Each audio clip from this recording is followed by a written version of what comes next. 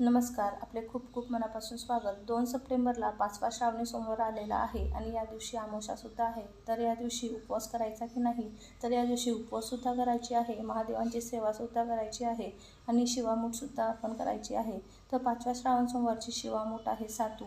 जर तुम्हाला सातू मिळाली नाही तर कारण की महाराष्ट्रात जास्त करून सातू उपलब्ध नसते, तर तुम्हाला जर सातू मिळाली नाही तर तुम्ही त्याऐवजी कोणती शिवामूठ अर्पण करावी? तर आपल्याला शिवलिंगावर गहू, हरभरे आणि जव एकत्र करून व्हायची आहे. नेहमीप्रमाणे आपल्याला उजव्या हातामध्ये थोडंसं पाणी गहू, जव आणि हरभऱ्यावर थोडंसं पाणी शिंपडायचं आहे आणि हाताची मूठ वळवायची आणि ते शिवलिंगावर थोडं थोडं करत ते धान्य सोडायचं आहे.